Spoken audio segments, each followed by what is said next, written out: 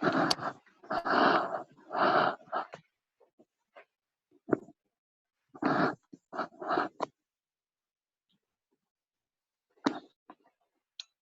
morning, sir.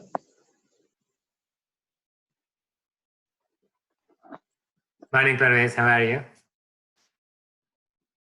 Can you hear me? Yeah, I can hear you, sir. Okay, great. Thank you. How are you doing? Yeah, fine, sir, fine.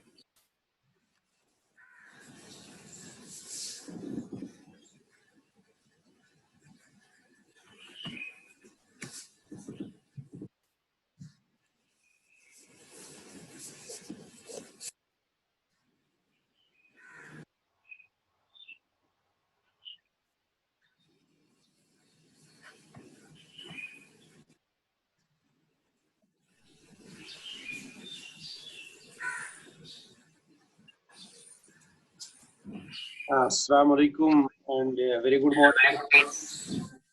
Very good morning, sir. Here over here, sir. Professor Vara Prasad, sir. I am Pompuri here, sir. Thanks a lot. You have joined us this morning. We are highly obliged, sir, and you have joined us before time. Thank you. Am I audible, sir? Yes, you are. Sir, before we start, all good wishes to my participants and the speaker of the day. I wish all are keeping fine. And this morning we are being blessed with the presence of Professor P.V. Vara Prasad. My dear participants, the Professor Vara Prasad is presently Director FEED, this Future Innovation Lab for Collaborative Research on Sustainable Intensification, Kansas State University, USA. He is also a distinguished professor, crop ecophysiology and farming systems in the Kansas State University, USA. And then if we go for his education, he has done his BSc in agriculture in 1991 from Andhra Pradesh Agriculture University, Hyderabad. Then MSc in 1993 from the same university, Andhra Pradesh Agriculture University. And then he did his PhD in 1999 in crop physiology, Department of Agriculture, the University of Reading, United Kingdom. He has so many awards and fellowships in his favor. It's a big list, some 25 awards and fellowships. He is elected fellow of American Association for Advancement of Science. He is elected fellow Crop Science Society of America. He is elected fellow American Society of Agronomy. He is chair or member of 15 national or international organizations. He has in his name 174 journal articles in reputed journals with high impact factors. He chapters roughly 34 chapters, and then 90 invited presentations. So this is a brief. Otherwise, there is a big list of. In the profile of Professor Vara Prasad, it will take me much time to go through that. So I am highly obliged, sir, and we are grateful to have you here in this morning. On behalf of the participants and on behalf of my university, I just express my gratitude. You have accepted our invitation and are present this morning with our participants over here. It's over to you, sir. You can share your screen. You can on your video, sir. Yeah, I think it says the host is disabled. So if you can allow me to share the screen. I have allowed it now. Okay.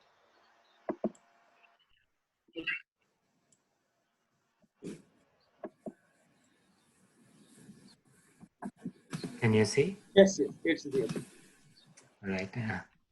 First of all, good morning, everyone, for sparing your time and then joining this special seminar series, which is targeted on achieving zero hunger by 2030, the critical role of agriculture in allied sectors. First, I would like to thank Professor Zahur Pampuri for giving me this opportunity to speak with you today. And I also want to take this opportunity to thank the Honorable Vice Chancellor of FVSc&AH, Professor Nazir Ahmed, Dr. Parvez Sofi, who was a Borlaug Scholar at Kansas State University a couple of years ago. So with that, I think we also want to thank the NAHAP program for allowing us to host this seminar. And I'm very glad that we have a memorandum of understanding between SKUST and Kansas State University to bring some students and faculty to Kansas State University. But unfortunately, because of the situation with COVID, we were not able to bring them this year. But we sincerely hope that the situation with COVID will go over, and then we'll be able to bring them upcoming year in 2021, either in the spring semester or definitely in the summer semester. We are eagerly waiting for all the great students and scholars from SKUST to be at Kansas State University. and I'm glad for this opportunity. So today, I hope we have, I think the schedule was for a 1.5 hour, 1 hour of seminar, and then maybe about 20 to 30 minutes of questioning. I assume it's still the case. Yes, Dr. yes, Pampuri, is it still okay? yes, still okay. Okay, so that's good. So it'll be an hour seminar and then about 20 to 25 minutes of questioning. And if you have any questions in the middle, please use the chat box and type in the questions there. At the end of the seminar, I will follow the chat box and then make sure I address all the questions. In the meantime, if you're not speaking, I would request all of you to mute your microphones so that it doesn't cause any disturbance to the other people who are listening. With that, I think today's topic of my presentation is going to be on why we should be focusing on sustainable agricultural intensification and small-scale agriculture for achieving the zero hunger. So I've outlined these following components of in this presentation. Global challenges first. We'll talk a little bit about hunger, malnutrition, and climate change, and several other challenges which have come across to us in the recent years. Then I'll talk a little bit about the systems approach, the need for it, when we are talking about sustainable development goals or tackling zero hunger, and also bring you into the concept of One Health. Then we'll talk about what are the current opportunities which are associated with the yield gaps, the current input use, and food loss and food waste. And then I will introduce you to the topic of sustainable agricultural intensification. What is the meaning of it? And what are the various components of it? And then we'll talk a little bit about the smallholder farmers and the small-scale agriculture, the role of them in food security and removing zero hunger. And then I'll talk a little bit about climate change impacts on food grain crops. And then I'll introduce you to the activities of my innovation lab, which is Sustainable Intensification Innovation Lab. I'll just give you an overview of it. We may not have time to go into the details, but you will have details about the webpage where you can find critical information about each of the programs which are under our innovation lab. Then I'll give you some specific examples of local solutions to global challenges. These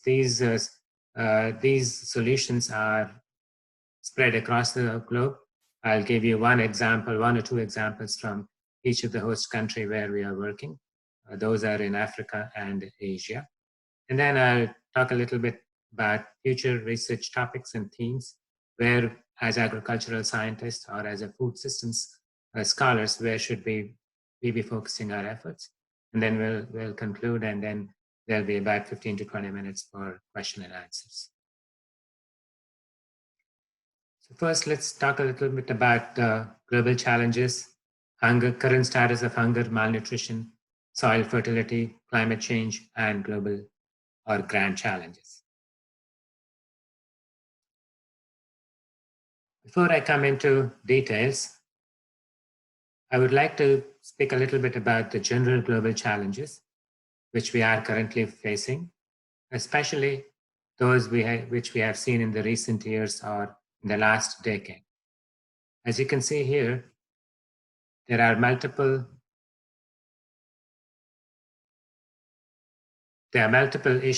crises.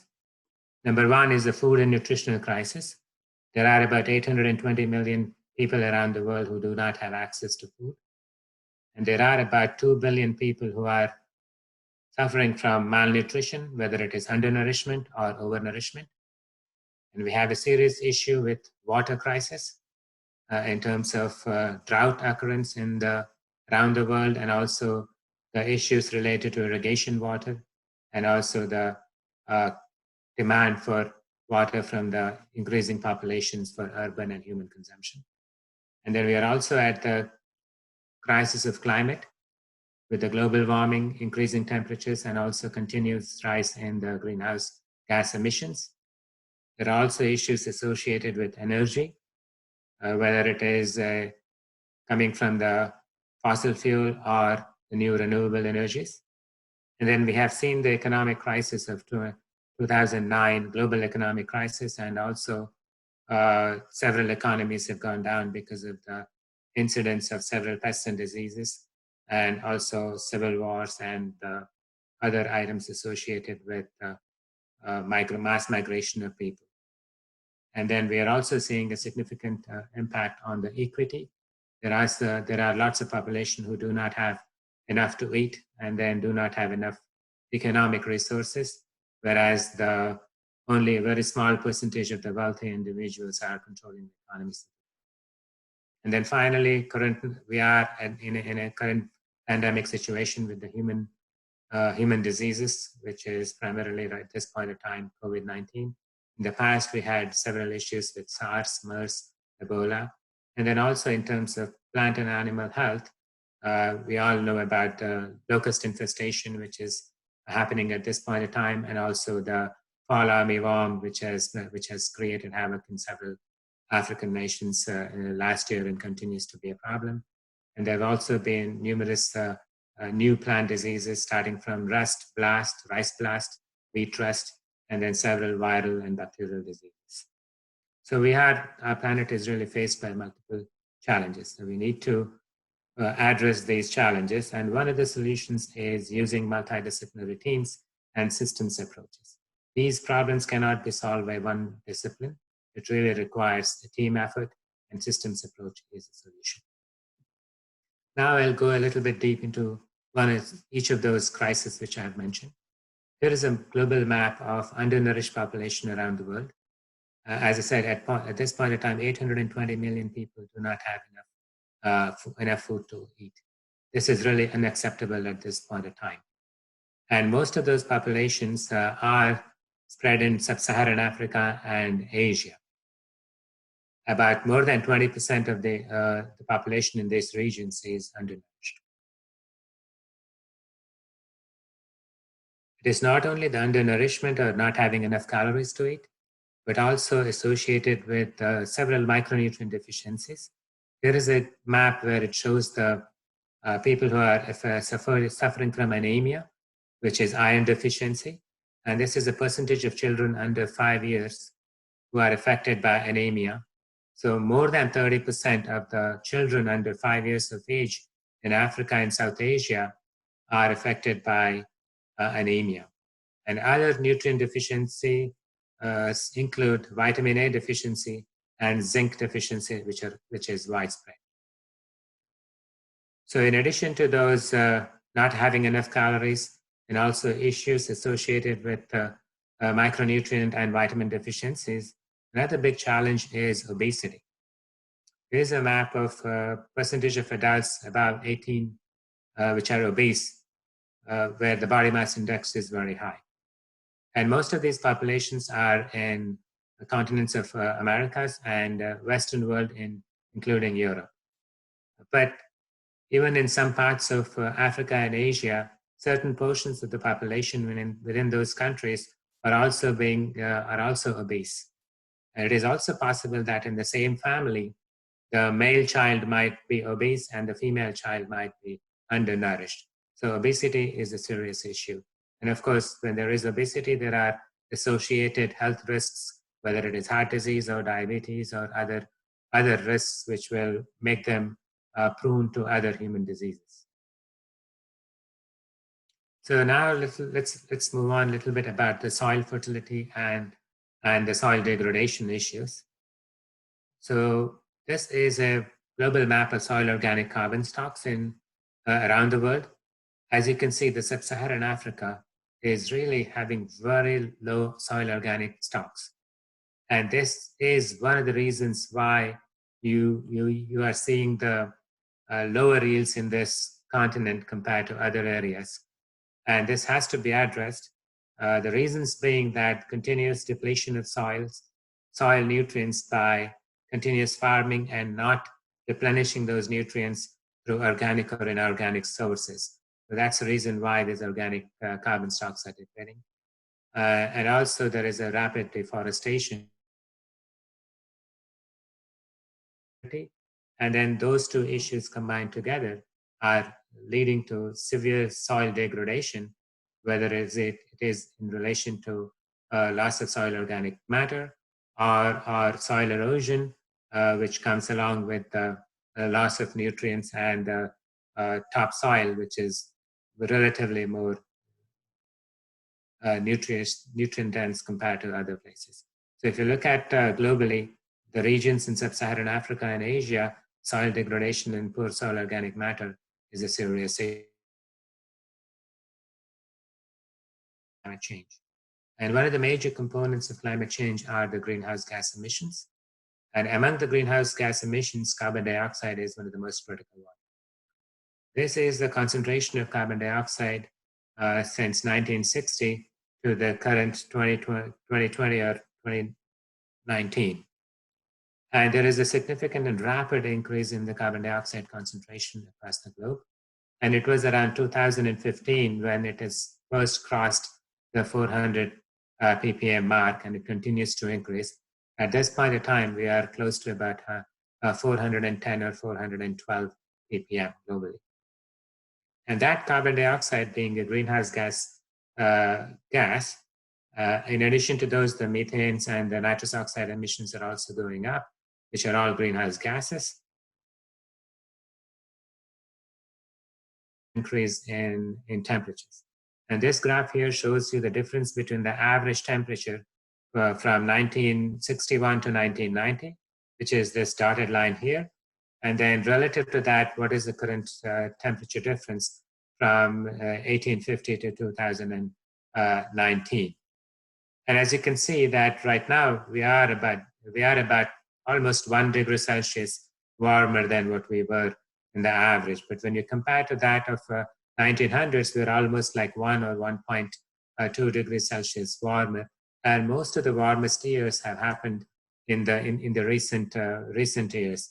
So every year since the 2010, we say that this has been the warmest year in the century. So about most of these occurrence of these warm years have occurred in the last decade or so.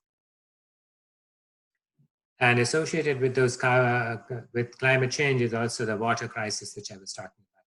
Not only the occurrence of drought has increased globally with a prolonged period of dry periods between the rainfalls, although the overall rainfall may not be affected, but the distribution of the rainfall, particularly the dry periods between the two rains, has increased. And keeping in view the increasing population and the demand for water, this is the current water stress around the world.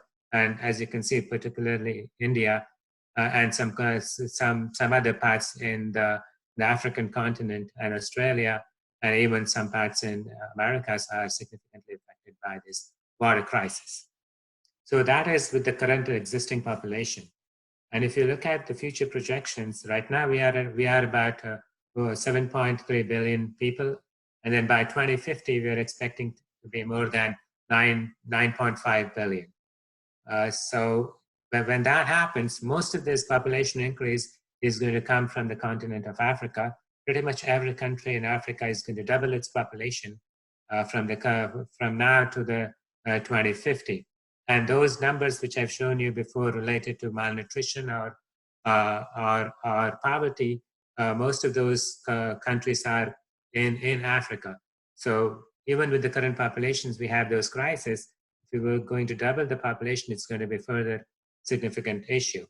So to meet the food demand, food, fiber, fuel demand by 9.5 billion people, globally we have to increase the food production by 60%.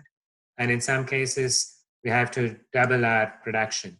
And we have to do that with our existing resources. We do not have new land to bring into agriculture. We are already under the stress. So we need to produce or increase access and production of food using environmentally sustainable, economically viable, and socially acceptable ways. So now I would like to bring you to the Sustainable Development Goals, the systems approach, zero hunger, and what do I mean by concept of food systems and One Health. As we all know that we have now about 17 different Sustainable Development Goals, which are globally accepted by the United Nations and Every country has signed on to that. And several of these 17 Sustainable Development Goals are directly or indirectly related to agricultural or agri-food systems, especially the first two ones, the no poverty and the zero hunger, are very critical, and agriculture can directly contribute to these two, and they can also indirectly contribute to the other Sustainable Development Goals. So participating in the seminar series, by now you would have known what this Challenge About Zero Hunger Challenge is, and how agriculture is key, agriculture and allied sector, which includes the veterinary science and animal science department and universities as well. So there are multiple components of it. I'm not going to go into the details of this, but I think as I said, we have to make sure that our food is sustainably produced. And also we have to focus on the small scale or the smallholder farmers. I'll provide more details into that. And there is also a need to minimize the food waste and food loss. And then healthy diets are equally important. And then we have to end the malnutrition in all forms. So there are multiple components which I already introduced to you, which are captured in this One Hunger project or Zero Hunger project. So when we talk about agri-food systems, I really want you to understand that it is the entire system. It's a complex system, and we should really include end-to-end focus, meaning that production to consumption and recycling. So when we talk about agri-food systems, it is just not only the production of food, but also it is the transportation and distribution of that food and proper storage and processing. And after that, it is packaging and marketing. And then once it is packaged and marketed and comes to the retails, then we as a consumer of that, we purchase the food, and then we prepare the food, and then we consume. And then there is also a lot of waste recycling, which we can do a better job on those. From all of these places where there is a food waste, we can try and recycle them. So it's the entire system we are talking about. Just focusing on one aspect of it is not going to solve the issue related to zero hunger or poverty reduction. So we really have to think of an entire system. That's why I was saying that it really takes a multidisciplinary approach and then multidisciplinary teams to solve the issues of zero hunger and contribute towards the Sustainable Development Goals. So that's about the food system. Now I would like to introduce you to the concept of One Health. Some of you may already know about what One Health is. At a time, it's narrowly focused on health of human beings and health of animals. But I truly believe in the entire One Health concept, which actually begins with soils and then plants, animals, humans, and ecosystem. So soils is the place where we all begin with our food production. So if you have healthy soils, that would lead to healthy plants, and then healthy plants, when they are consumed by animals, would lead to healthy animals. And we as a human beings, when we consume plants or animals for our food, we'll have a healthy lifestyle. And then together, when you have healthy soil, plants, animals, and humans, we will have a healthy ecosystem. So we really need to embrace this broader version of One Health component, whether it is a positive side or whether it's a negative side, as we are seeing with COVID-19, which has jumped from a from an animal disease to humans. And there are cases where a plant disease can jump into animals or can also directly jump into humans. And sometimes the microbes from soil can also cause a serious issue with human health. And of course, we also know about the contaminated soils with lead, arsenic, which can have a direct negative impact on humans and the ecosystems. So we really need to embrace this concept of One Health. And then going into the same lines of systems approach, when we talk about agri-food systems, it's not only the increasing the production, but also making sure that the economical value of that produce is captured by the farmers or the producers. And then that food production is not causing any negative consequences to the environment, and it is actually having a human nutritional benefits and also improving the social capital, or the knowledge sharing and the knowledge management is also the social systems or the policies which will allow the introduction of the new technologies and adoption of those new technologies. And the social capital is also a significant component of this. So not only the biophysical components associated with productivity, but economic, environment, and human and social components are equally important. So that's why I was talking about the systems approach. And when farmer is producing the food, is looking at all of these components. Am I going to get enough, produce enough? Is there market price for that so that I can make profit out of it? Is my technology causing any negative impact? Is my technology or my innovations which I'm adopting is having nutritional value to my farmer? And are there enough policies from the government which will allow me to either adopt the technologies or protect me in case of any adversities like climate or the pandemics? So that's an overview of what we are currently doing. Now I would like to talk about what are the opportunities. I pose the challenge that 60 to 100% increase in food production or access to food. But can we do it? What are the opportunities we have? So let's talk first about the yield gaps. So what do I mean by yield gap is the attainable yield. I'm not talking about the genetic potential here. I'm talking about the attainable yield, meaning that some farmer in that location has actually used the best management practices and produced certain amount of grain. That's attainable yield. And the actual yield is what is currently being obtained at a national level or the regional level. So the difference between that is the yield gap.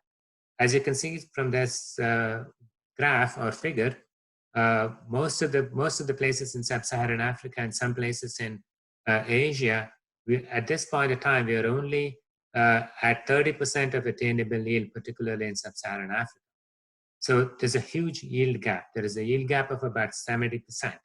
So there is opportunity to minimize those yield gaps and improve access to food for those farmers. And the second is the current status of input use.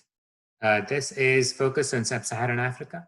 And this is the amount of fertilizer or the nutrients, whether it is inorganic fertilizer or the total nutrients, which is there for those crops, various crops in sub-Saharan Africa. 2000, less than 8 kilograms per hectare of nutrients, which is very low. And then even now in 2020, these numbers are only around 15 kilograms per hectare. So how can you expect to have more yields with such a low nutrient use and then continuous depletion of soil organic carbon, as I showed you in my previous slides? So there is great opportunity to enhance the nutrient use in these systems so that it will help minimize some of those yield gaps and improve the yield. And the second aspect is a use of improved seeds or hybrids. And again, if you look at sub-Saharan Africa, there's only 24% of the cereal grains are using improved seeds, compared to South Asia, where it's about 80%, close to 80%. This is the old data, but if you were to use this, do it now, this number probably could have increased to 30%, but still about 70% of the major cereal crops in sub-Saharan Africa are not improved seeds. So if you provide access to improved and quality seeds, you have an opportunity to increase the yields. These numbers are staggering: 30, 45, 20, 45, 20, 30, 20. This is the amount of food loss or food wasted around the world. Globally, we lose about $1 trillion on an annual basis, which contributes to about 1.3 billion tons of food. And both developed and developing countries contribute to the same. Developing countries, the most of the food is lost pre-harvest or at the time of harvest, whereas in developed countries, most of the food is wasted after it crosses the farm gate, whether it is during the processing or whether it is during the packaging or on your food, eating outside or in the restaurants or even at home. So both developed and developing countries contribute to the same extent. About 30% of what we produce is either lost or wasted. So I said that we have to increase the food production by 60%. 30% is right there. And each one of us can contribute by not wasting our food so that we can sustainably feed the future. So now I would like to bring you to the concept of sustainable agricultural intensification. What do I mean by that? What are the components and what is the current status of use of sustainable intensification technologies?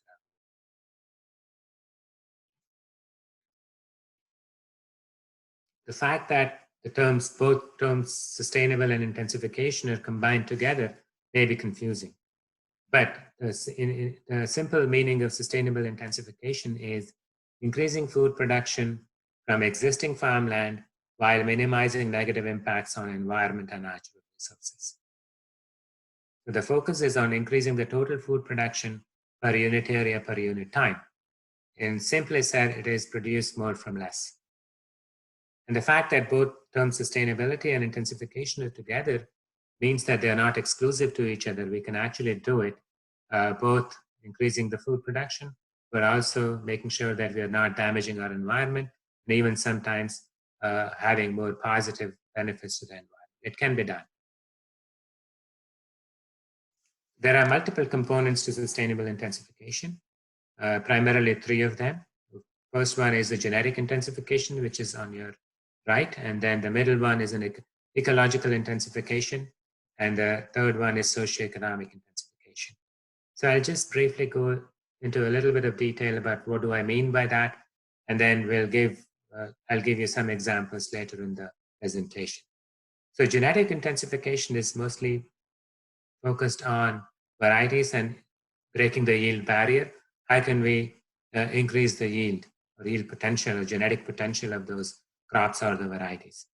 And then how can we make our varieties and crops resilient or tolerant or resistant to pests and diseases, resilient to climate change factors, or tolerance to abiotic stresses, which includes temperature, drought, and nutrient deficiencies, and also improving the nutritional quality of the grain. And then more importantly nowadays, the medicinal value of the food is also having a significant impact or significant potential. Ecological intensification is more focused on cropping or farming systems, where the focus is on improving the resource use efficiency of the system. And then some of the examples of these include improved soil and water management practices, integrated nutrient management, diversified systems, agroforestry systems, efficient agricultural practices or input use efficiency, and also integrated pest management systems. So I'll give you some examples of that later on in the presentation. And then the third component is socioeconomic intensification. You may be able to improve the genetics, you may be able to increase the yields, but if you don't have markets or the price, then it will not be acceptable to the farmers. So we have to make sure that we are creating, developing an access to market to the farmers, building social capital, creating sustainable livelihoods. And it's not only the production of new technologies, but also understanding the barriers of adoption and creating enabling environment by passing appropriate policies so that the technologies can be adopted by the farmers at a scale where it will have impact on food and nutritional security. So that's the overview of what are the major components of sustainable intensification. I hope the pace of my talk is okay, and then I'm not going too fast or too slow. If it is, just let me know. I'll go slow. Quite good, sir. Quite good, sir. All right, thank you so much. And then if you have any questions, please go ahead and type it in the chat box, and I'll make sure that I'll respond to them at the end of the presentation. So now that I have talked about what sustainable intensification is, what are the various components of sustainable intensification? So we just did a global analysis, which was led by Jules Pretty, who was the person who coined the term sustainable intensification in the 1990s. which has now become a global phenomenon. And there are several governments across the globe who have accepted the concept of sustainable agricultural intensification. So a couple of years ago, he brought in several people and then wanted to look at what is the current status of sustainable intensification. And there were some defined boundaries about what initiatives we count as sustainable intensification. And the criteria was about 10,000 farms or 10,000 hectares.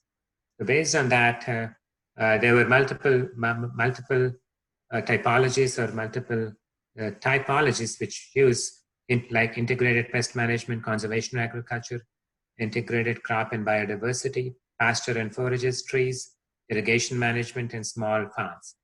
So those were the smaller patch systems. Based on that, it was estimated that about 163 million farms, or 29% of worldwide, are practicing some form of sustainable intensification on about 453 million hectares, which is about 9% of the global worldwide land area, agricultural land area. So we are at a tipping point. It is taking off, and hopefully this will continue to happen, and then we'll see more impact. So this is just the same in terms of graphical representation. The different 47 different initiatives, and then the 7 different types of sustainable intensification practices: integrated pest management, conservation agriculture, integrated crop biodiversity design, pastures, trees, irrigation, water, and intensive small patch systems. And this is really a significant phenomenon, and hope that it will continue to increase. But we have to make sure that we have the social capital and the institutional capacity building so that which can take off. So now, the second component of my presentation, which is about the smallholder farmers and the small-scale agriculture, their importance and contribution to global food security and achieving the Zero Hunger Sustainable Development Goal. If you look at globally, 1/3 of the world's 7.4 billion people are directly or indirectly involved in smallholder agriculture or small-scale farms. About 70% of the farmers are smallholders, less than 1 hectare of land. And then more than 80%, smallholders manage more than 80% of the 760 million farms. And I'll come back and provide you more details on that. And they are the major contributors of the food which we consume. Therefore, smallholder farmers are key to sustainable food systems.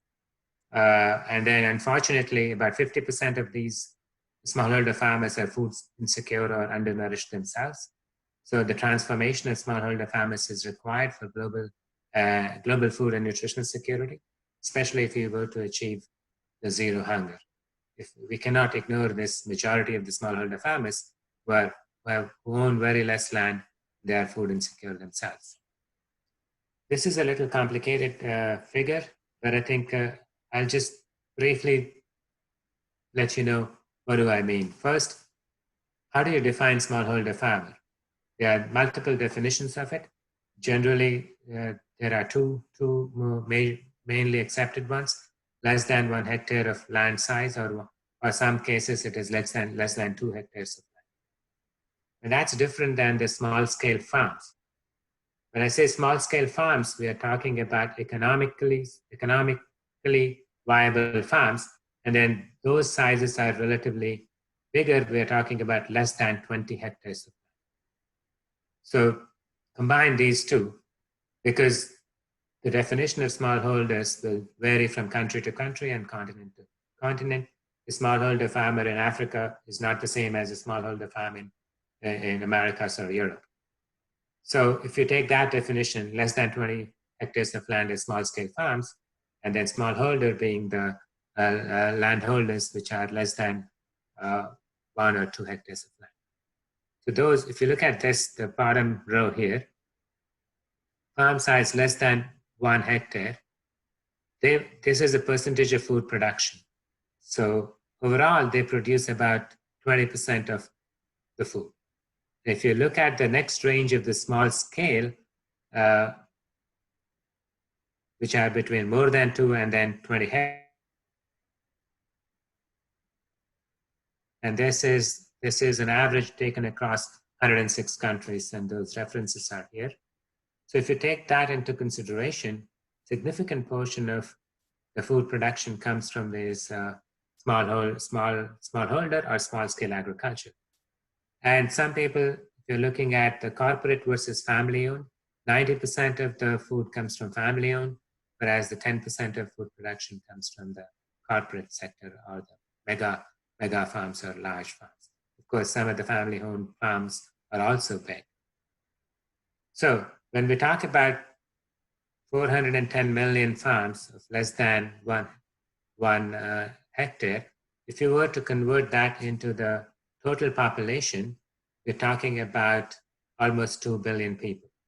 So and if the statistics are correct, what it says is that 80% of the world farms with 85% of the global population will come under those coverage area. And then majority of them are smallholder farms. So if you're talking about zero hunger or minimizing poverty, we cannot ignore these farmers who have less than 1 hectare, because those are the majority of the people who are subsistence farmers and do not have access or don't have enough calories. So the next 5 to 10 minutes, I'll talk about climate change, and then I'll come back and give you examples of some of the local solutions to the global problems. So I introduced you to the climate change, that we are seeing significant increases in temperatures and also significant changes in the water or drought scenarios, even under the current conditions. So if you look at the abiotic stresses, which is water, temperature, minerals, and salinity, significant portion of land area is currently affected by that. So water, 26% of land area, temperature, 15, minerals, 20, and salinity, 10%. And they cause significant yield losses. High temperature, 40% reduction, low temperature, 15, drought, 17, and temperature and water stress. We're already seeing significant losses due to these abiotic stresses. And imagine what would happen if there's occurrence of elevated temperature or extreme temperatures, whether it is cold stress, heat stress, or prolonged period of drought would happen. So in future, what is expected is it is not only the average temperature is going to increase, but also the occurrence of extreme events, whether it is hot or extreme cold, or in terms of temperature, or intense rainfall, or a prolonged drought stress in terms of water. So these, you'll see more frequencies of those. And that could have significant impact on the climate, on the food production. So climate change is a long-term impact. What is happening to temperature or year or within season variability, which is more important for agriculture and food production. So in future, the mean temperatures are going to increase. This is just a global map where those increases will occur. Majority of those increases are going to happen in the Northern Hemisphere, but crops are already currently at optimum in majority of these vulnerable areas. So any slight increase in temperature or drought stress will see negative impacts. That's the temperature, and this is a water stress. And especially water stress, India is going to be severely affected, in addition to some portions of sub-Saharan Africa. So most of the grain crops are very sensitive to temperature stress, and especially short periods, even a couple of days of high temperature stress or cold stress. If it happens at sensitive stages of crop development, it can cause significant yield losses. Here is just an example of a grain sorghum affected by a couple of days of heat stress when that stress was happening at the flowering period. When you have heat stress at that flowering period, the viability of the pollen and stigma or ovule are affected, and you don't have any seed formation. When you don't have any seed formation, it will cause significant yield losses. So that's just one example of how even a short episodes, 1 or 2 days of heat stress, when they happen at sensitive stages, it can cause significant yield losses. And of course, various crops have various temperature, cardinal temperatures or optimal temperatures. And this is the data of the sensitivity of various crops: wheat, rice, sorghum, pearl millet, dry bean, peanut, and soybean. And this is the mean daily temperature and harvest index. So most of the crops which in the regions of sub-Saharan Africa and Asia, we're already at the optimum. Any further increase, we're going to see a significant reduction in the yield. And then, of course, different crops have different temperatures.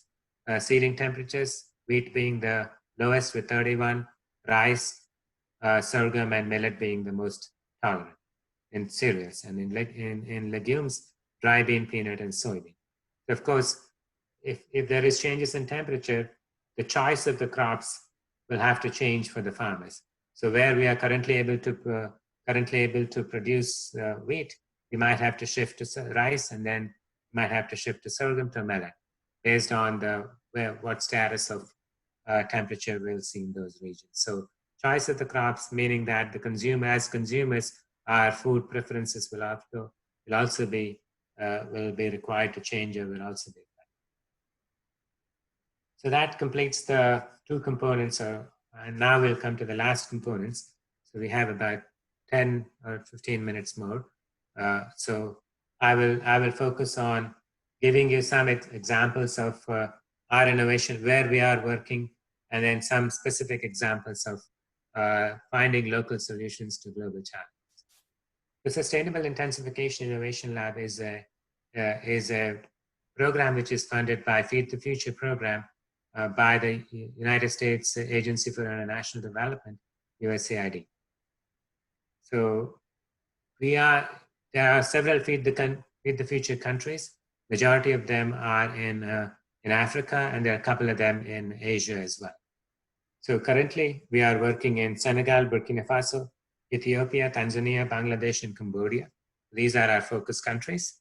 And then most of our emphasis is on transforming the farming systems, and we are focused on smallholder farmers and small-scale farming because of the impact they have on our global food systems, and also the vulnerability of them to food availability and nutritious. So it's a very large program. I'm not going to go into the details of it, but I just wanted to let you know that we take a systems approach. I introduced you the concept of One Health, and also the need for collaboration between biophysical scientists and the social scientists. So we have one portfolio for each of those countries which I mentioned, and in addition, we also have a mechanization consortium which is focused on developing mechanization tools for smallholder farmers. And we have a geospatial and farming systems consortium where we are using geospatial tools or digital tools which can be accessible or which will be valuable to the smallholder farmers, but also looking at where are the opportunities for intensification in terms of crop, the soil maps, the suitability of the crops, the weather maps, nutritional maps, the markets, access to market, and all those in terms of using geospatial tools. And also I did mention that having appropriate policies is important. So we have a whole consortium which is focused on policy research. And then we recently initiated a soils consortium, because I did talk about the lack of soil organic carbon and need for improvement of soil organic carbon in sub-Saharan Africa. So it's a broad portfolio. So I'm not going to go into the details. I have the slides here, but you can get that information when you get these slides. So it's a very large consortium of scholars and organizations. We currently engage with about 120 scientists, more than 100 students, and 68 different global and national organizations, including 7 US universities and 18 US universities and 7 CGIAR sites. It's relatively large. Again, collaboration is the key. These global challenges cannot be addressed by one single organization. It really requires a global effort. So I'm not going to go into the details here, but you have it here. So this is This is the focus of the Geospatial Consortium. And then this is a Mechanization Consortium. And then when we talk about mechanization, we are talking about appropriate tools which can be used by smallholder farmers, whether it is solar-powered irrigation pumps, or it is small threshers, or even designing improved yoke design, which can be used by draft animals and transplanters, harvesters, weeders, and then fertilizer spreaders and pesticide applicators. We are talking relevance to the smallholder farmers. Because as I said, most of there's significant loss which occurs at the harvest time and also at the storage time. And then if you increase the efficiency, minimize the harvest loss, and also minimize the time taken by human labor, then we can have opportunity for intensification. Because majority of the agricultural practices, you take significant amount of time if you're doing operations of planting or harvesting by hand. But if you are able to mechanize, then you minimize that time and you may have an opportunity to introduce a short season legumes between the two major cereal crops. And this is the Soils Consortium, Policy Consortium. So I'll stop there in terms of the overview of our lab.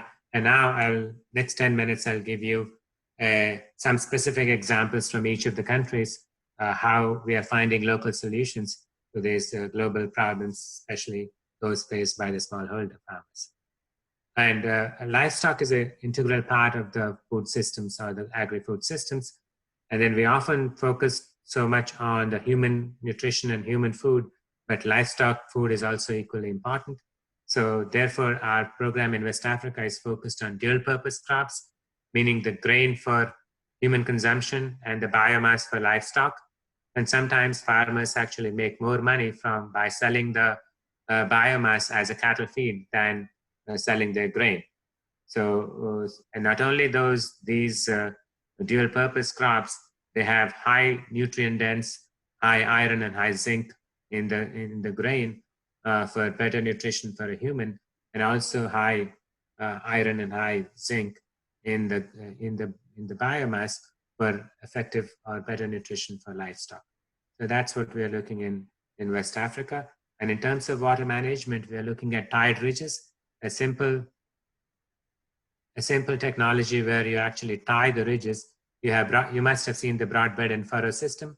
So in a way, it is a similar where you have tie the ridges and you have opportunities to increase the infiltration of water, which we get from the rain.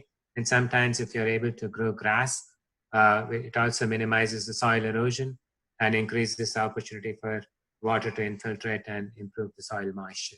That's just one simple technology where we can double the yields, or at least we have seen majority of the time we can minimum increases about 50%. And then we are also looking at site-specific or very localized application of small quantities of fertilizer, because these are smallholder farmers and they cannot afford to apply high quantities of fertilizer because they're very expensive.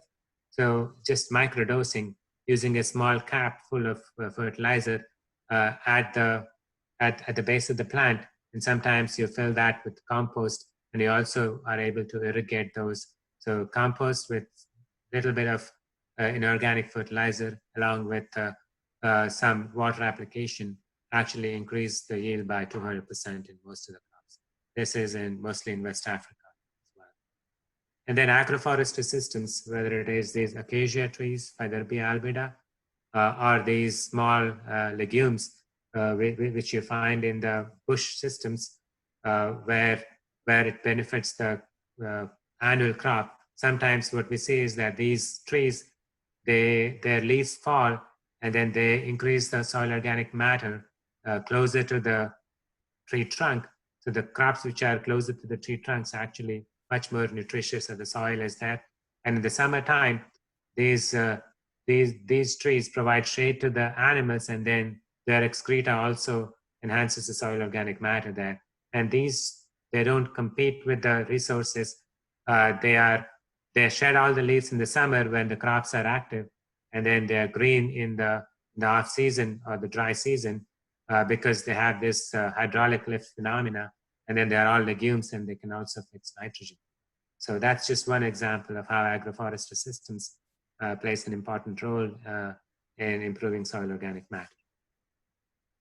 And then integrated pest management is key. We know that pesticides are sometimes effective, and if you don't use them judiciously, it causes issues with resistance of insects to those pesticides, and then alternate insects will be enhanced. So integrated pest management, one of the technologies is push and pull.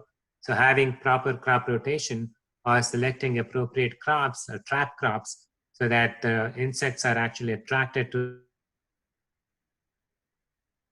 those. Here's just an example of Desmodium legume crop, which is in combination with Napier grass as a border. So the Desmodium acts as a pushes out the insects, and then the Napier grass attracts it and pulls towards them, thus it's protecting the maize or the sorghum crop. So that's a nice technology of push and pull.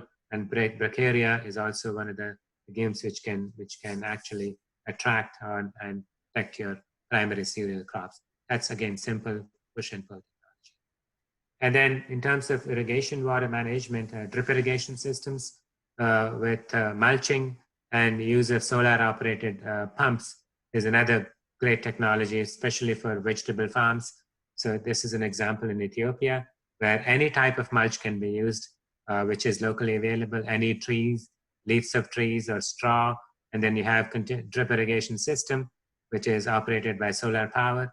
So that's again improves the water use efficiency, and we have seen doubling of yields in majority of regions. And then of course, integration of legumes with cereals, especially doubled up cereals, doubled up legume systems, where you have multiple layers of legumes, the pigeon pea as primary legume, and then underneath that either peanuts or cowpeas as a secondary legume, and those are intercropped between the cereal maize in this case. So that's another great system of intensifying, not only diversifying your system, but also making sure that you are capturing the benefits of legumes in the following or the intercrop cereal crop. So that's another simple example to increase the water use efficiency and the nitrogen use efficiency in the entire system. And then in Cambodia, what we are looking at perennial horticulture or perennial vegetables and indigenous vegetables, which are much more nutritious. Again, here is also a drip irrigation and conservation agricultural systems. I hope all of continuous cover, minimum tillage, and then the diversification. So where we have different rotations, and then we'll leave the mulch in the soil, continuous cover with mulch, and also we don't disturb the soil or minimum tillage or no tillage. And then in terms of perennial vegetables on the fences, there are certain, is a living fence and which has very high vitamin A content, and that serves the human nutrition. And sometimes moringa is also one of the perennial trees which can be put on the fences. It has a very high nutritious value. So there are multiple types of perennial fences or horticulture root systems which can be used. And in Bangladesh, we are more focused on rice-based systems, where we are looking at high zinc rice. As I said, after iron deficiency, any zinc deficiency is another big issue. So here is a traditionally bred rice where it has high zinc in the grain. And then we're also looking into integration of rice with fish, especially small fish, which has more nutritional value. So here are just some of the examples of finding local solutions to global problems. Now the next two slides, I know I have 4 minutes. So next two slides, I will talk a little bit about what is the future. So if you look at what's the future of agriculture and food systems, so there's a lot of tremendous innovation which is happening in agri-food systems. The two report which came out last year, one by the National Academy of Sciences in the US, the breakthroughs. And then the second one was a USDA science blueprint. So both of these was a very large effort through multidisciplinary teams. And they came up with these five major topical areas for agriculture to be focusing on as we move forward. So number one in the National Academy of Sciences was transdisciplinary research and systems research, which I have emphasized in my presentation, because there are several issues, several crises, and no one single discipline can solve it. So it really has to be interdisciplinary or transdisciplinary research, where agronomists, animal scientists, crop scientists, social scientists, ag engineers, and data scientists and mathematicians needs to come together to solve that issue. So that's a major emphasis. No matter what crisis or what you're talking about in any type of innovation, it really has to be transdisciplinary or systems approach.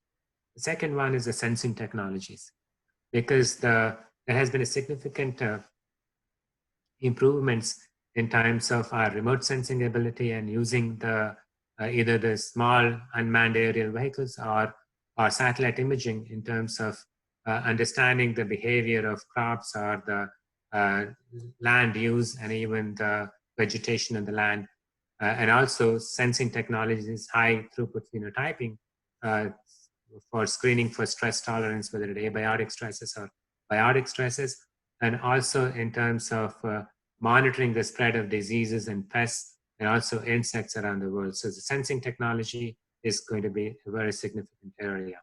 And the data science and agri-informatics will be key, because we have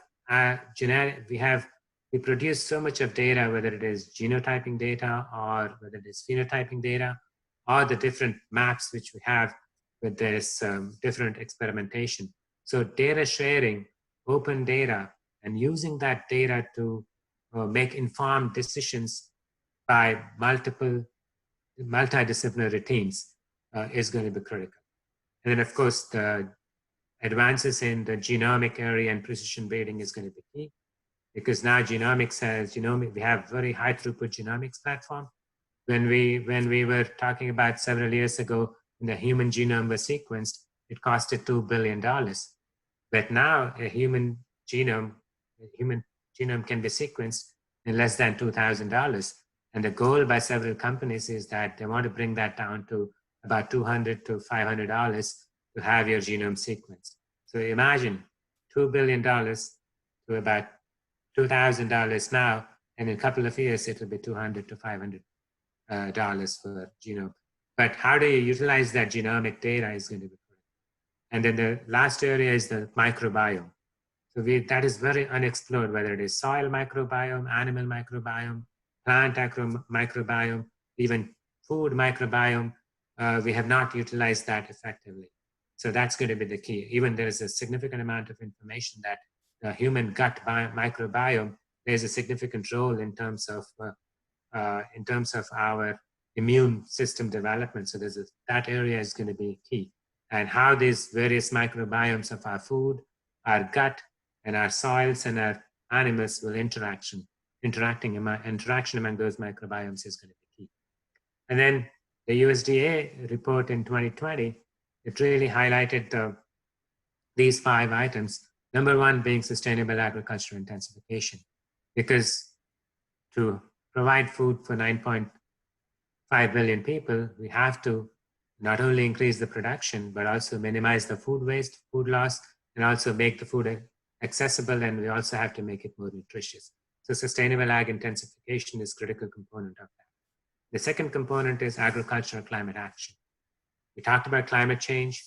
Agriculture contributes to climate change with our methane emissions from our rice and nitrous oxide emissions from our farming systems, and also methane emissions from our livestock system. So we contribute, but agriculture can also be a solution in terms of carbon capture, carbon sequestration, and in terms of bioenergy. So we should be at the table as a solution to climate change. And of course, I did talk about food and nutritional translation, because when we talk about agriculture, it's food, it's nutrition, it's health. So it's not only the calories, but also nutritional value of the food is equally important. And the value-added innovations and having appropriate policy and the leadership is also going to be. So those are the 5 areas emphasized by National Academy of Sciences and USDA food. And this is, I would like to conclude with this nice small graph, which Professor Ratan Lal developed in 2014. And you all know that this year, the World Food Prize winner is Ratan Lal for his contributions to soil science and soil carbon sequestration. So this was what he wrote in 2014, how agriculture has evolved in 2015. From 2000 to 2015, we talked about conservation agriculture, micro-irrigation, precision farming, perennial culture. But moving forward, it is sustainable intensification. He predicted that in 2014, and we are actually seeing that. So rhizospheric, disease-suppressive soils, soil-less agriculture, sky farming, nutrition-sensitive agriculture. And then from 2025 to 2050, we are still talking about sustainable intensification, nutrition sensitive agriculture, hydroponics, aquaponics, space agriculture, sky farming. So sky's the limit. We have made tremendous progress, and we have tremendous opportunities also as we move forward. So in conclusions, we have several challenges associated with food, nutrition, provides a pathway to solve these global challenges. And to become zero hunger and eradicate poverty, focus on agriculture food systems is required. And sustainable agricultural intensification is a holistic and systems approach to address these challenges. And we cannot forget the smallholder farmers or small-scale farmers, which are dependent on agriculture. The majority of them are food insecure. So we really have to focus on those systems because they provide significant food security. And also they have significant issues related to food non-availability or access to food. And we have to engage youth in agriculture and women in agriculture. And the entire focus has to be the end-to-end system. We just can't focus only on production. We have to, I talked about the production, transportation, packaging, storage, market, consumption, and also waste management. So it's the entire system. And understanding the social networks and the barriers to adoption is equally important, if not more important, than developing new technologies itself.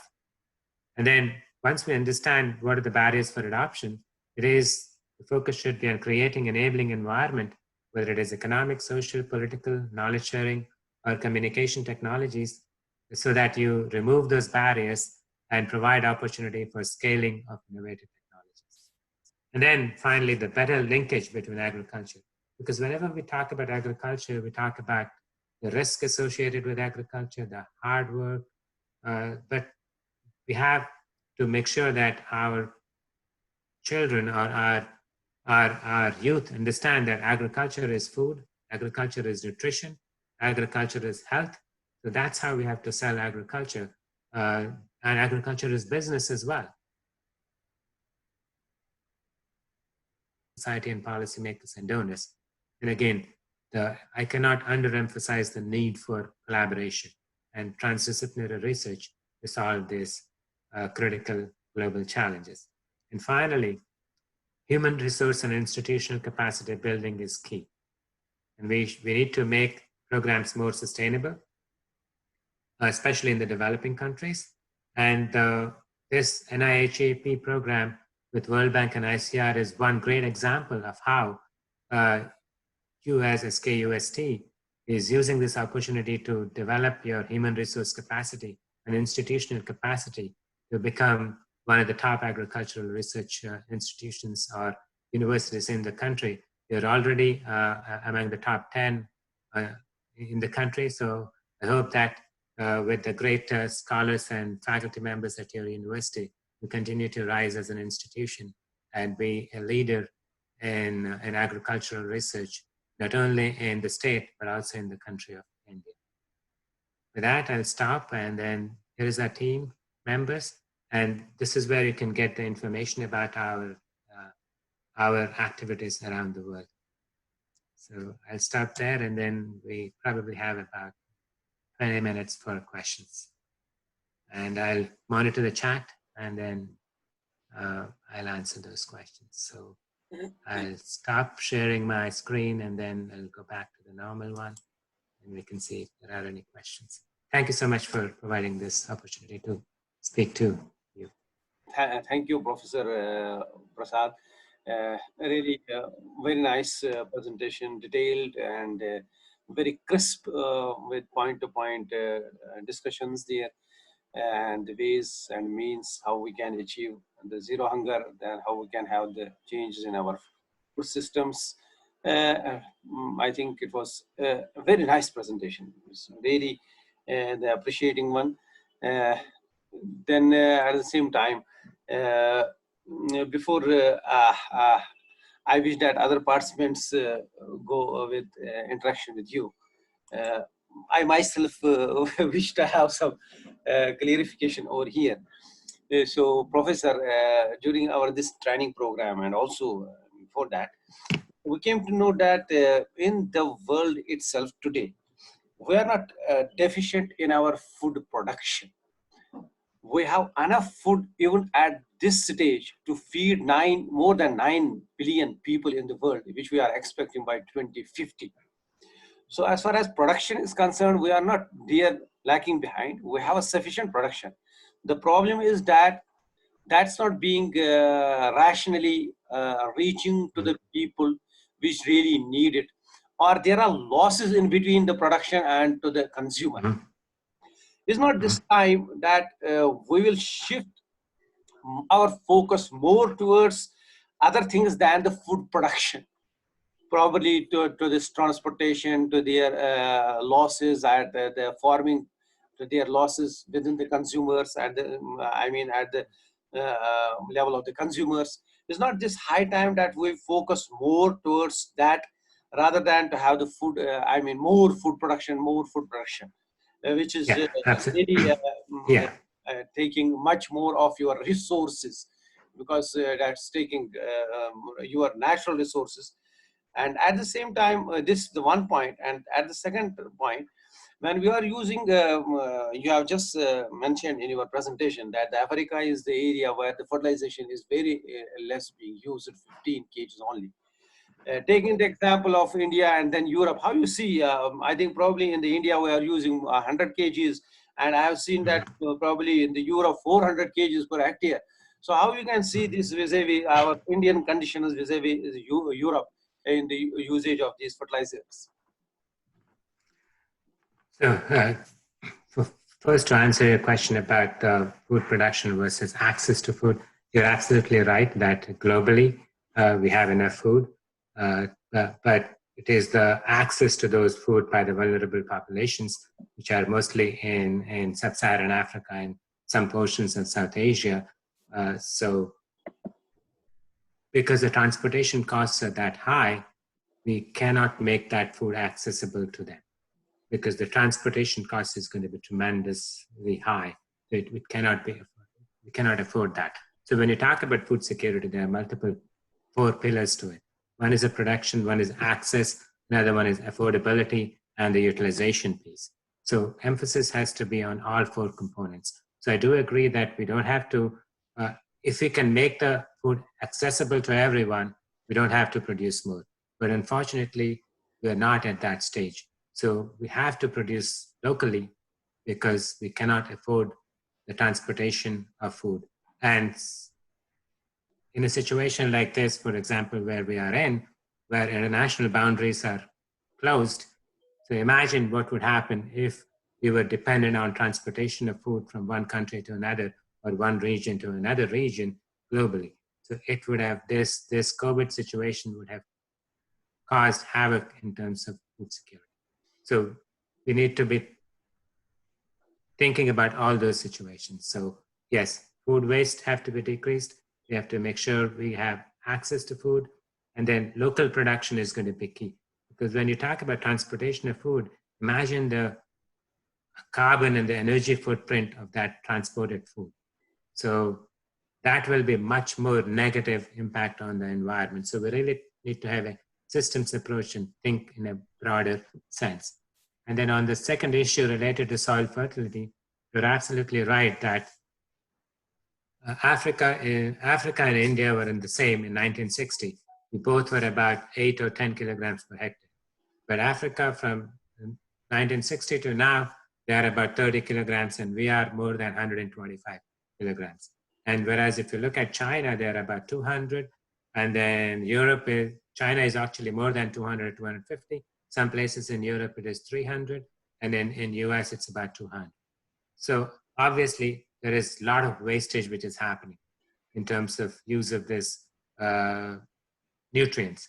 So we need to be more focused on efficient use of nutrients.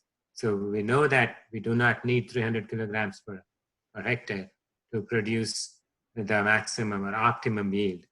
So we need to be talking about economic yield, because as economists, we know the top 5% increase will take the maximum amount of resources. So we really don't need to push all the way up to the maximum potential. We can optimize. So we need to be talking about optimum production and then economic yield, not the potential yield. And then we also need to be focusing on the resource use efficiency. So it's not only production, but also economics and the impact on environment. That's why I was talking to you about the 5 domains, right? Productivity, economics, environment, human condition, which is nutrition, and also the social aspect. So we not only have to produce, but also have to make economic profit out of it. And then we have to make sure the environment is not affected, and it has to be nutritious, and then it has to be socially acceptable. So we need to be thinking the entire system. Thank you, Professor. Yes, that's correct there, that we will have to have some local production that is to be boosted, keeping in mind our spending. Was one era when it was, I think it was believed that a globe is a village now. So if one part of the country can produce one thing exclusively and the other part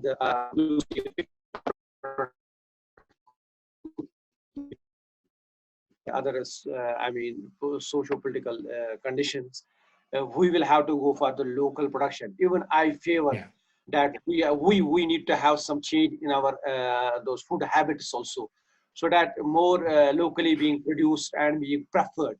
Because I have in the India such situations where you will find more rice produced in the Punjab, but they use wheat itself. When they come to the food, I mean, preferences, they use more roti.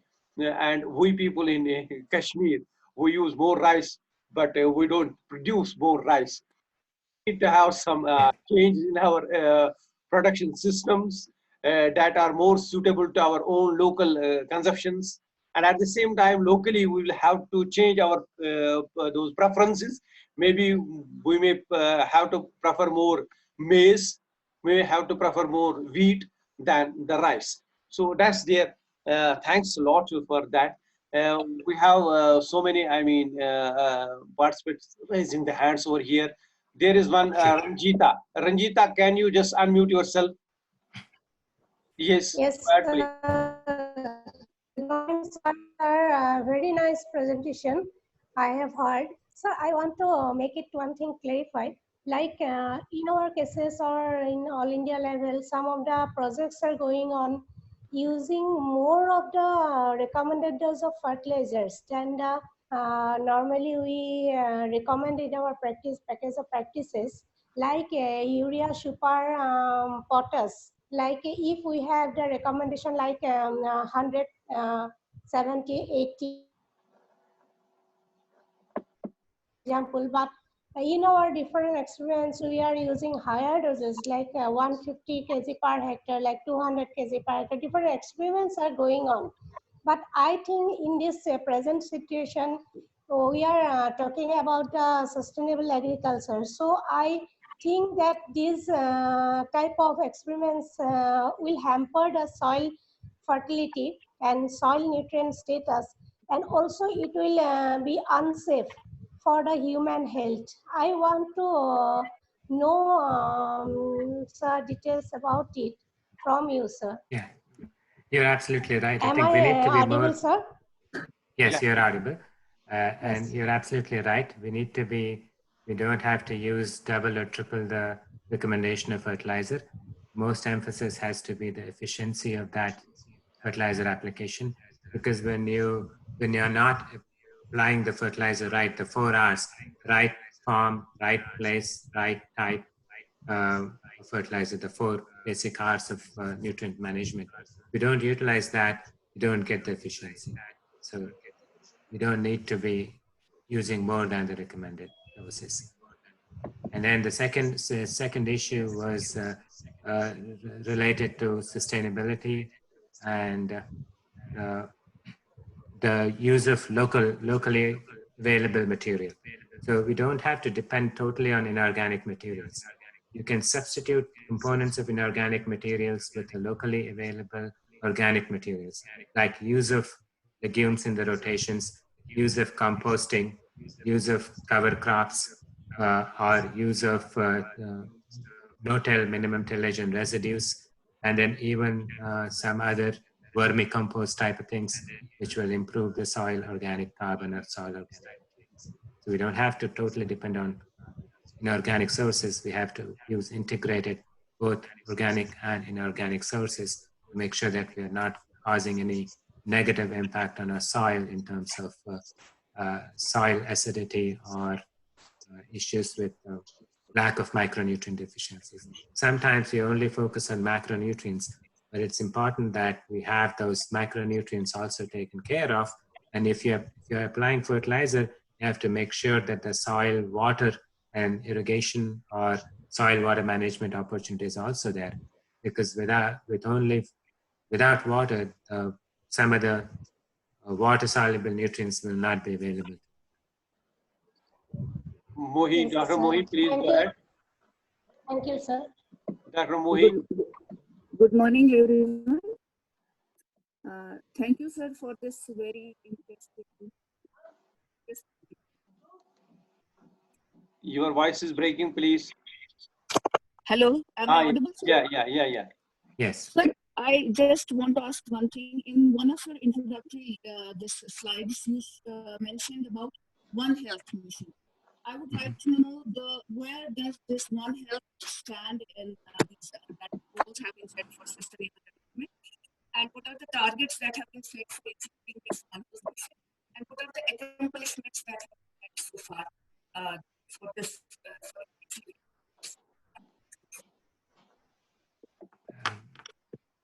Dr. Muhi, unfortunately, I was not able to hear the question.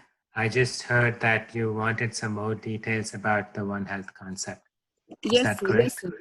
Yes, so One Health mission, what are the targets that have been set, and what are the accomplishments that have been met so far for achieving this goal of One Health mission? Yes. So the concept of One Health has been very narrow to begin with at this point of time. We're only focused on human health in terms of micronutrient deficiency, and then to some extent the animal health. But I think my concept has to start from the soil, plants, animal, and human and ecosystems. So you cannot have healthy plants or healthy animals unless you have healthy soils. So that's my premise. So the targets at this point of time are only focused on human and livestock nutrition. Dr. Zahoor is Like to bring in soils and plants as well. Yes, sir. Sir, my query is that how can we best explore the rhizosphere for sustainable development of agriculture and especially the soils? Great question. I think you really bring a very important component of the rhizosphere, because when we talk about rhizosphere, it is living material. I think there is an expression when you pick up one spoonful of soil, you can say that the world is in my hand, because it contains about 7 billion microbes. One spoonful of soils contain about 7 billion microbes. So soil is a living entity, and it is full of microbes, and rhizosphere is a living organism. So we have to take care of them. When you do not use the inorganic fertilizer appropriately, going to cause issues with soil chemistry, issues with soil pH, which is going to have negative impact on the bacteria and the fungus which is present in that rhizosphere. So it's very important that we judiciously use chemical fertilizer so that we are not disturbing the rhizosphere. The second component of it is that when you talk about two major microorganisms comes into picture is the bacteria, which is for example, they play a significant role in adulation of legumes. So, which will play an important role in nitrogen, biological nitrogen fixation. And the second one is azospirillum, which is more on the phosphorus fixation. And then when you have this azospirillum and then microbials, it also helps in capturing the soil moisture, and they actually promote the fine roots of the crops, which will play a significant role in nutrient uptake and soil moisture uptake. So rhizosphere is a key, and then soil microbiome is not well worked out. So that's why when I talked about when the National Academy of Sciences talked about it, the microbiome was a significant component of it, and soil microbiome, which encompasses the rhizosphere.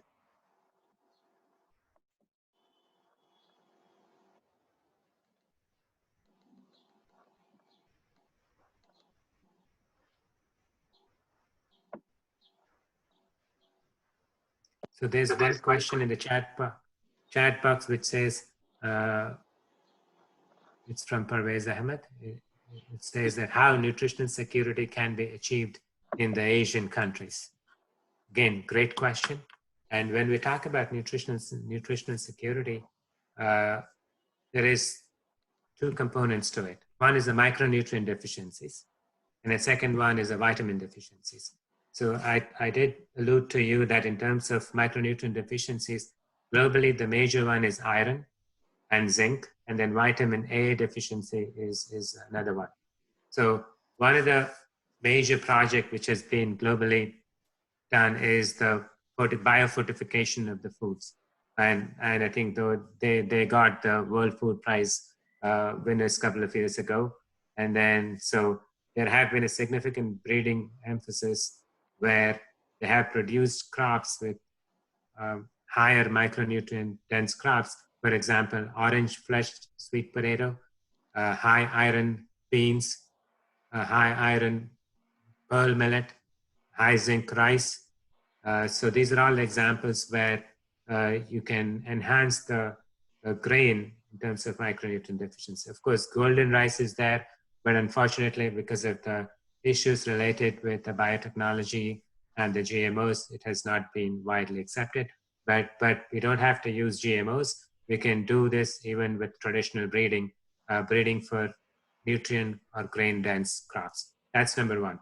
Number two is diversification of our food.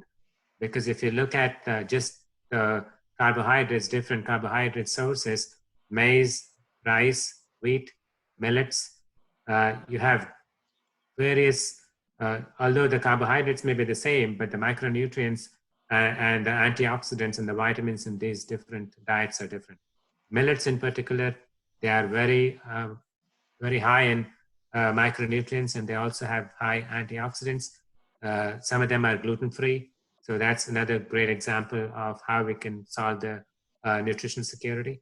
And also use of indigenous vegetables. So vegetables are the significant component which can provide those antioxidants and health beneficial things. So making sure we are not just primarily focused on carbohydrates, but also getting legumes and then protein, and also this protein and the micronutrients from multiple sources.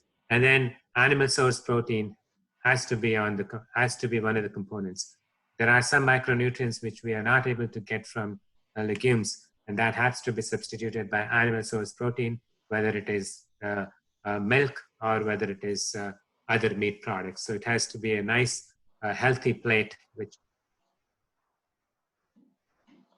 indigenous vegetables and local foods are key, because we have some great, like moringa is one example. So I can give you bitter gourd, squashes, berries. So there is a lot of them which we are indigenous to the location and regionally very valuable. So we have to make sure that we don't lose those diversity of those indigenous foods. And then the preparation of food is also important. How do you cook when you obtain these locally available food sources? So the preparation from what our grandmothers and grandparents were doing, we don't want to lose that traditional method of preparation, which is actually has science in it, so that the nutrients are not lost while cooking. So all of these need to be considered to make Asian countries nutritionally secure. Dr. Javed, Dr. Ajaz Dar, can you just unmute yourself? Dr. Ajaz? Yes, sir. Hanji, unmute yourself and go ahead. Okay. Okay. Thank you very much. Am I audible, sir? Yeah, yeah. Yes. Okay. Great to hear, sir, from the Kansas University. Thank you, sir, for this talk. My simple, I want to know that that fertilizers being used in India are very less compared to the developed countries. Don't we think that it is the developed nations that are not moving towards the sustainable agriculture compared to the developing countries?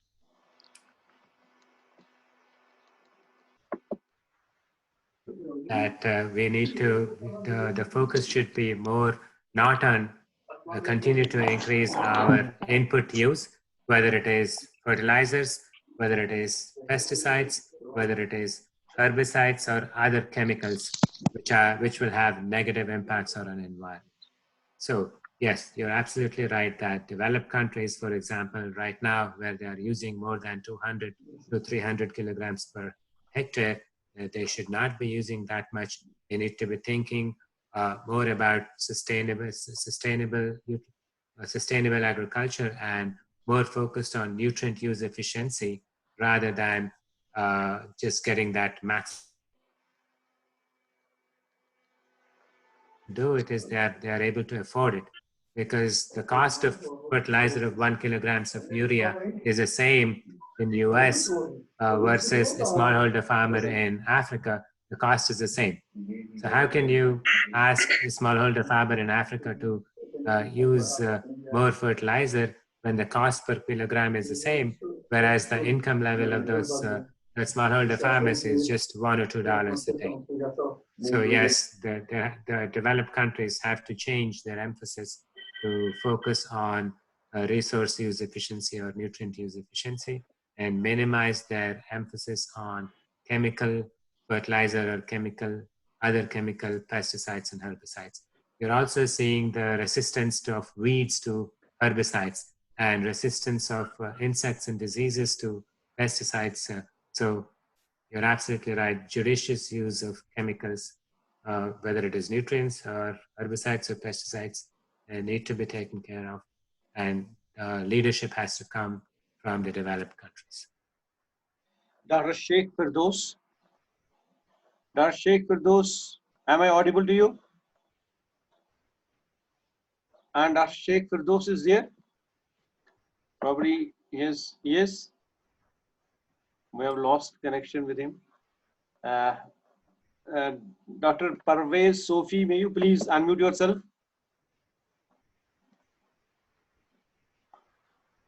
Parvez Sofi, may you please unmute yourself?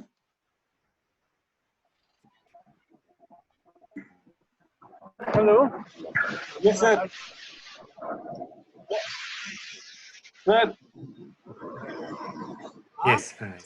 Yes. Hello. Are you audible? Yes, sir. Yes, yes, you are audible.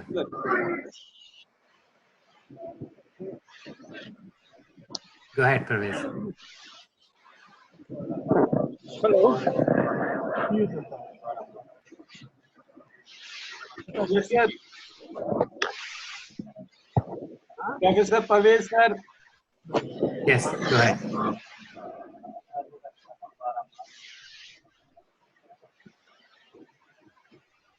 I think we are not able to hear him. Here is one Dr. Nasir Ahmed. Nasir Ahmed. Yeah. Yes, yes, sir. Yes, sir. Yes, go ahead, please. Hello, am I audible, sir? Yeah. Yes, Sure. you are. Yes, sir. Excellent, sir. Excellent. Very good morning to all of you, sir. It was an excellent presentation, sir.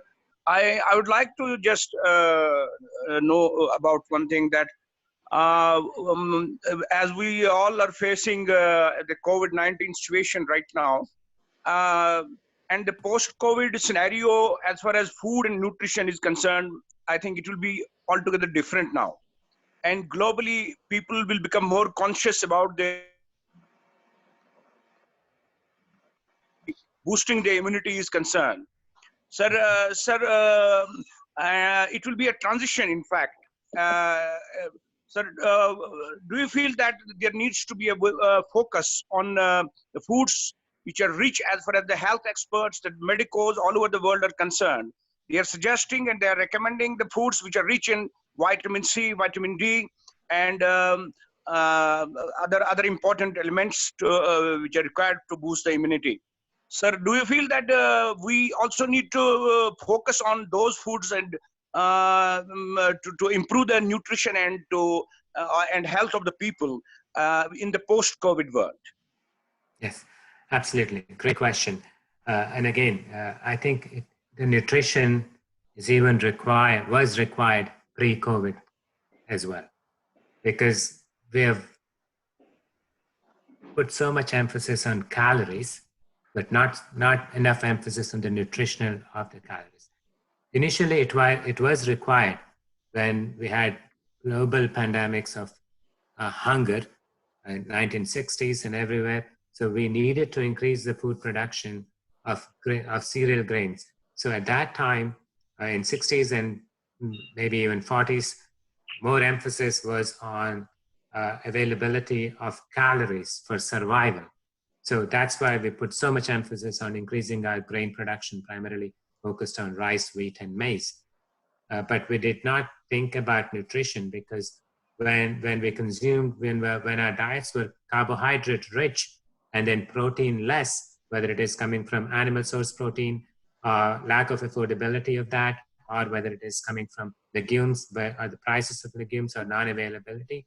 So we lost that balance nutrition. We were focused on carbohydrates. Therefore, we had issues related to malnutrition, micronutrient deficiencies, vitamin deficiencies, issues related to diabetes, issues related to heart issues. So those were existence in the before. But what COVID has taught us is a lack of how vulnerable we are to diseases. If you look at the infections of COVID, it has rampant in those populations which have pre-existing conditions like heart conditions, obese, or diabetes. Those were the patients which were more affected by COVID. And actually, those were the people who had more fatalities as well.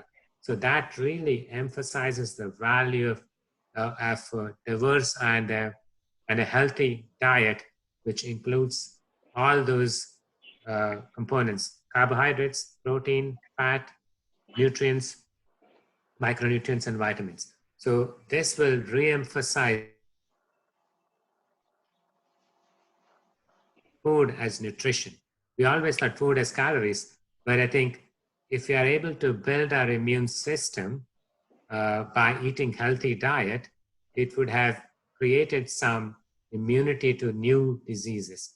So yes, the emphasis will, moving on post-COVID, there'll be much more emphasis on using food as nutrition, using food to boost our immune system, and medicinal value of food. I think you must have seen in the internet the moringa, the Karelas. So there is turmeric, ginger, citrus. So all those are coming into picture. I was talking about traditional foods, right? If you go back and look at traditional, what your grandparents and grandmothers have been using in the cooking, these were all the ingredients which was there, and the method of foods were already there. We lost them. So we have to go back to our roots to make sure that we are eating diverse food, we are eating nutritious food, and then you have all these immune boosting food materials in our diets. Thank you, Professor. Yes, I will add over here Dr. Nasir Ahmed. please just don't take it otherwise. See, we have so many, I mean, advertisements nowadays in this COVID pandemic that you should take this one. This will boost your Chyawanprash. This will boost your immunity. You take this, this will boost your immunity. This is all marketing. Please don't just put here to those things. The thing is, you have a balanced diet. You have a balanced diet. You have a diet with all the nutrients and micronutrients that's going to protect you. That's going to give you the immunity. This immunity is a very vast, I mean, a term. No, you are any particular say a particular diet or a particular ingredient will increase your immunity. This doesn't have any scientific basis. The only thing is, you have a balanced diet, you have a very nutritious diet that is sufficient for your immunity. So don't take it otherwise. Okay, we have Sheikh Firdaus with us. Yes, sir. Yes, sir. Please go ahead. Very, very good morning, sir. Thank you for a nice, detailed and crisp to the point presentation, sir.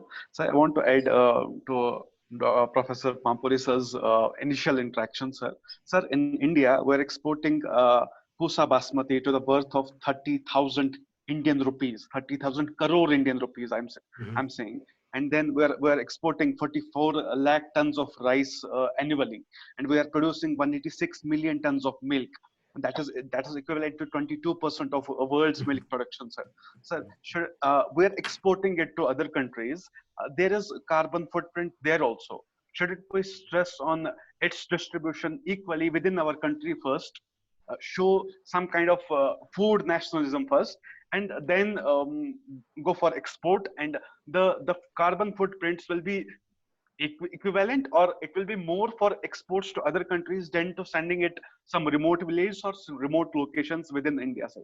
So that was first point. Second point, sir, I want to ask, uh, at present we're having a scenario like, on one side we're having small holding, on other side we're having organized large land holding enterprises that are producing that are having hundreds and thousands of hectares, that they are having advanced technology, they are using so much technology, and they are having labor force, they're having no major hindrances and making big profit. On the other hand, we are having small holding who do not have very much land, who do not have technology. So should we encourage and have policies so that we promote small holding, encourage people so that they have a kitchen garden, or they grow food or go for farming on whatever land they have? Or should we say, okay, let them leave their farming, and we should encourage more and more organized farms, more and more cooperative farms? What will be better, sir, in your opinions? It's a very very broad and very tough question to answer. But for your first question, when you talked about the export of food outside of the country versus making it available to the vulnerable populations within the country, it is very important. There are two sides for it. One is making profit for the farmers. The second one is making food available to the vulnerable populations who do not have enough food to eat. So it's that dilemma which they're procuring that and not exporting, and then providing that to the people who require it. So it is not about the carbon footprint of export, but the export outside of India or within the India movement of the transportation cost is going to be the same. But who is going to bear that? For those products who are being exported, the importing country is paying. But if you were to make that available within the country, some organization, government, regional government, either the federal government or the national government or the state government have to take that cost of moving the food. So that's one component.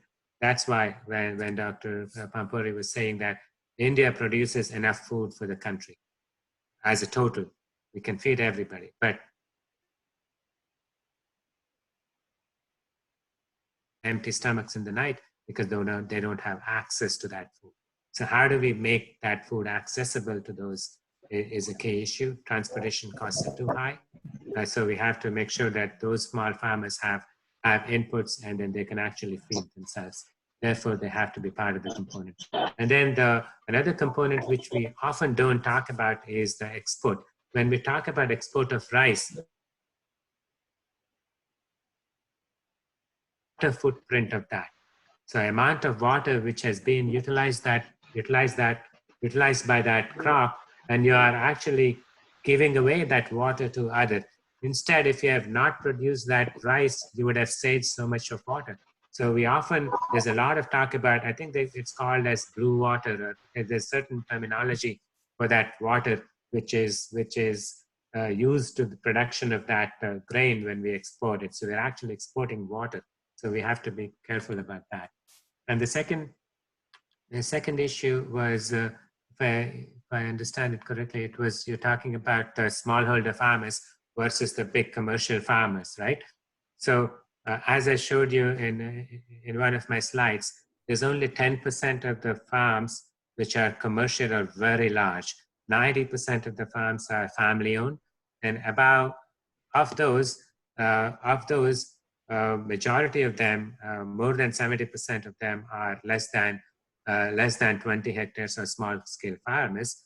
And of those, majority, I think most of them are less than 2 hectares of land. So we cannot ignore those smallholders, especially when we're talking about zero hunger. They don't have access to food. Globally, we produce more, but they don't have access to food. So we have to have specific policies so that those smallholder farmers are self-sufficient, and then that's for their own food subsistence. But we have to remember that there may be some farmers who have too little of land, or the land is so unproductive that agriculture is not the way forward.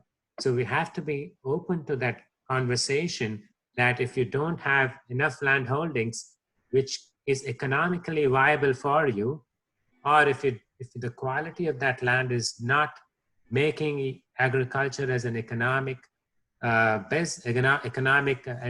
process or economic enterprise, it's okay to move out of that agriculture and find other ways where you can get enough income, where you can buy the nutritious and quality food. So we have to be that of these 570 million farms, there are about 1 million farms or two, or I don't know the number, which are not economically viable. So we have to provide other employment opportunities for those farmers or those people to come out of agriculture and find other economic ways where they can sustain their families. So we have to be open to that thought. But again, smallholders, small-scale farmers are key for global food security, either for themselves or providing food to others. So if you're talking about zero hunger, we cannot leave them behind. We have to make sure they are successful, either in agriculture or other enterprises where they can make some money so that they can buy high quality, enough and nutritious food. Thank you, Doctor. Dr. Javed, are you audible? Yes, sir. Yes. Dr. Javed, I think it's now your time to just bid a goodbye to our Professor Prasad over here. Please go ahead. Sir, am I audible? Yeah, sure. Yes. It has been an immense pleasure to have with us today Professor P.V. Vara Prasad, University Distinguished Professor, who has deliberated on a very attractive topic titled Focus on Sustainable Agricultural Intensification and Small-Scale Agriculture for Achieving Zero Hunger. Sir, your profile speaks volumes about your achievement, and so has the presentation from which all of us present here on this virtual platform should have gained.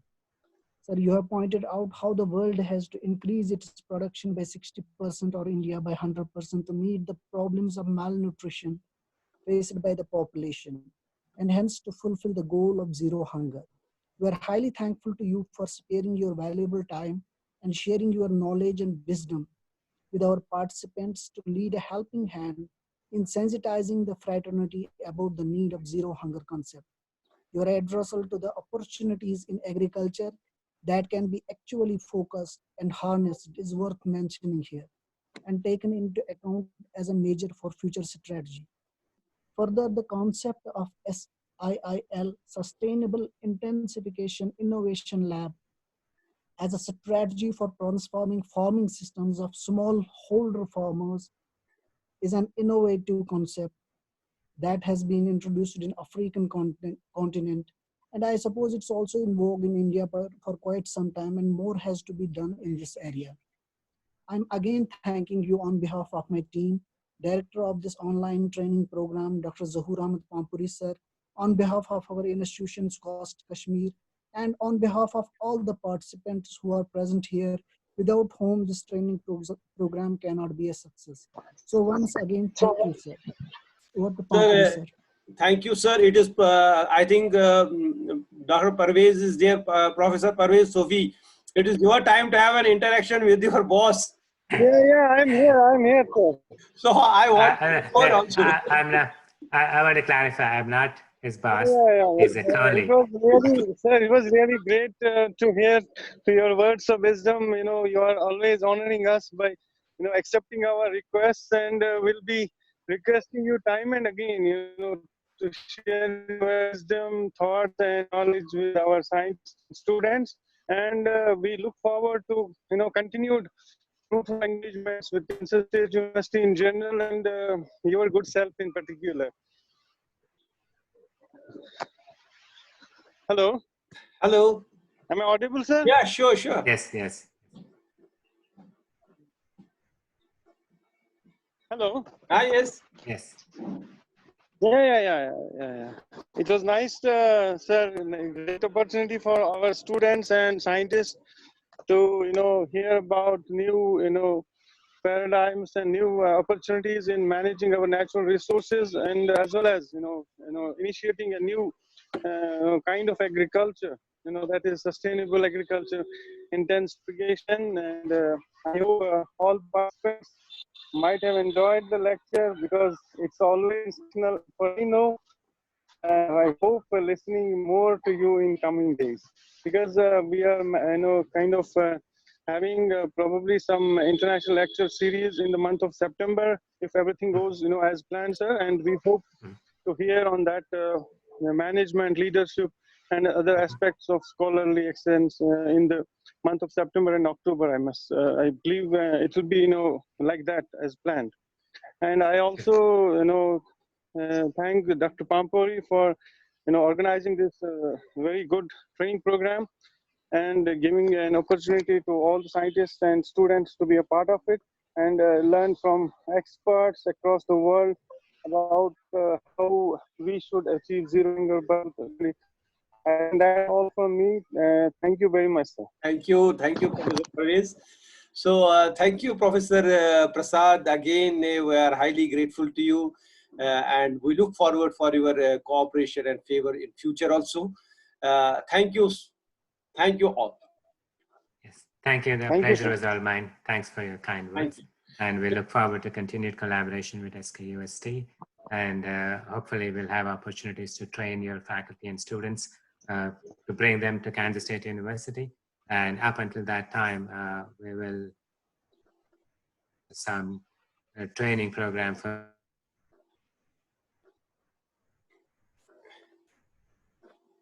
senior scientists and also for the students. I will let Parvez Sofi know, and then hopefully he'll distribute to all those who are interested to participate in that. Sure, Development. sir.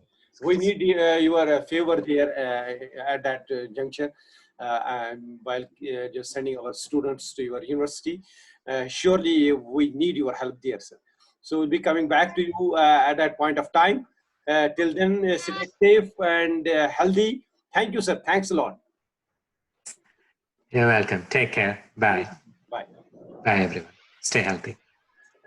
So I am ending the meeting and will be assembling at 3, before 3. Please be there before 3.